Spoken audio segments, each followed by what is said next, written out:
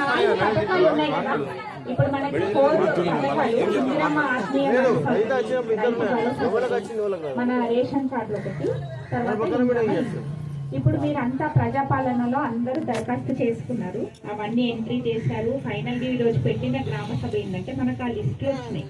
ఈ గ్రామ సభ యొక్క ముఖ్య ఉద్దేశం ఏంటంటే ఆ లిస్ట్ లో ఏదో ఎలిజిబుల్ ఫార్మర్ లిస్ట్ వచ్చింది, ఇది ఫైనల్ కాదు. ఇప్పుడు ఆ లిస్ట్ అంతా చదివాము, అందులో మీకు ఏమైనా ఆబ్జెక్షన్స్ ఉంటే ఈ గ్రామ సభలో చెప్పొచ్చు. పర్టికులర్ ఇప్పుడు మనం రైతు భరోసా చదివినాం, ఈయన అనర్హుడు అని మీరు చెప్పొచ్చు. అదేవిధంగా వేరే వాటిలలో కూడా మీరు ఆబ్జెక్షన్ రేస్ చేయొచ్చు. ఆల్రెడీ ఏంటంటే ప్రతి ఒక్కరు కూడా దరఖాస్తు చేస్తారు. ఇప్పుడు ఈయన ఏమంటున్నాడు అంటే బాబు చిన్నప్పటి నుంచి నేను చూస్తానే ఉన్నా, అరే గంగాధర్ అని మాట్లాడుతున్నాను.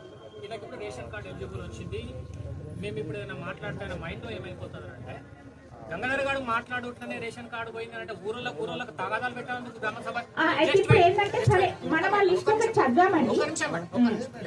నేనేమంటున్నానంటే అర్థమవుతుందా మేడం మీకు? ఇప్పుడు మ్యాటర్ ఏమవుతుంది అంటే ఒక మాట ఏంటంటే ఉన్నోళ్ళందరికీ రేషన్ కార్డు 100 కాదు 1000 అని ఊరోళ్ళందరికీ ఇబ్బంది లేదు. ఇప్పుడు ఎవరికి కొట్టేయాలన్న ఆలోచన రాజకీయం ఏమవుతుంది అని అంటే ఇప్పుడు 160 మందికి రేషన్ కార్డ్స్ వచ్చిన తర్వాత ఇది ఎలిజిబిలిటీ లిస్ట్ కాదని చెప్పి మీరు అంటున్నారు.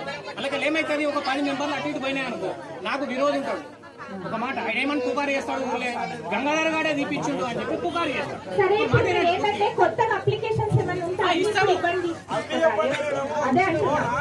ఇప్పుడు ఏమైనా